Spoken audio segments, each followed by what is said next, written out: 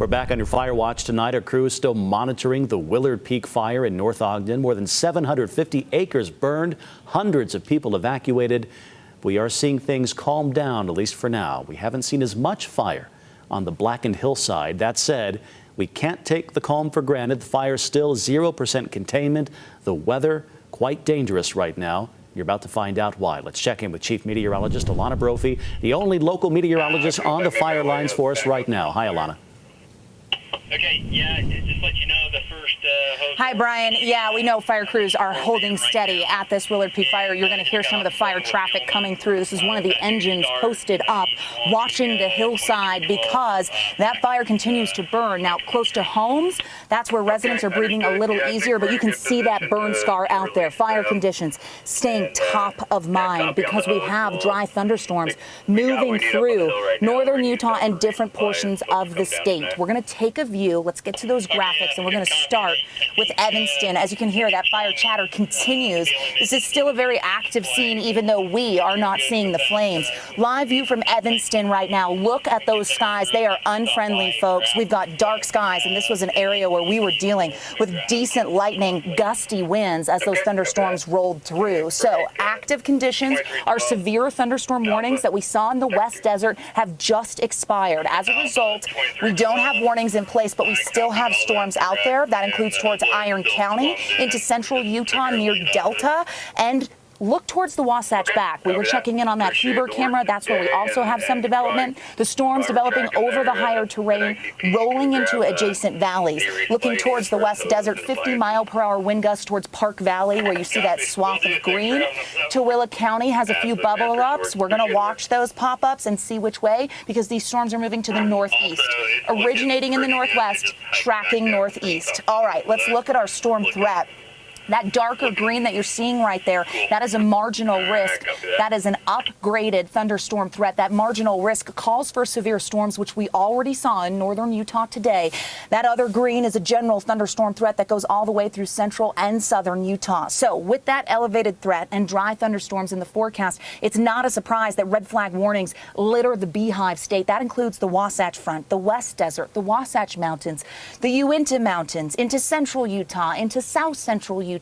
We have been incredibly dry, and this is not the first time you've seen these red flag warnings. We are just in the thick of fire season, and with the heat and dry conditions we've seen, I doubt it will be ending anytime soon. These red flag warnings in effect until 9 p.m. tonight. As we take that live view from our sky cam, it's 103 in Ivins right now in the southwestern corner of the state. Temperatures a little closer to normal. 100 is the average in St. George this time of year. Checking out those temperatures along the Wasatch Front, 96 in Salt Lake. Whew, above average. 93 is typically where we are. The heat is still on after the records we saw yesterday. 90s in eastern Utah. We see those 90s in the West Desert as well. For the next several hours, we're going to ease into the 80s. Partly cloudy skies with an uptick in our moisture. The clouds are indicative of that. By ABC4 News at 10, low 80s, partly cloudy, and it's dry. That could change as we head into your Friday. This is forewarning for you because we do see the threat of a few storms bringing some rain to portions of the state. Upper level shows you the positioning of our Four Corners high. It pulls to the east. Influx of moisture. You see that low? That trough is digging, and as it does, it will create some forcing. So nocturnal storms are possible overnight. I'm going to show you that on the future cast. But look, as that low crosses over the Beehive State, keeping us active and moisture in place until Saturday. It won't be until Sunday that we see that drier air. I know you're saying, show me the timing of those storms. We'll get there. Possible flash flood threat for tomorrow for the Mighty Five and surrounding areas. That tells you that we have moisture potential, and we could see some measurable precipitation around the Mighty Five and other areas we love to hike and bike and visit. Stay weather aware. Future cast, 10 p.m. tonight. Nocturnal storms. Check out the West Desert. We get this moving, heading through the overnight and into our Friday.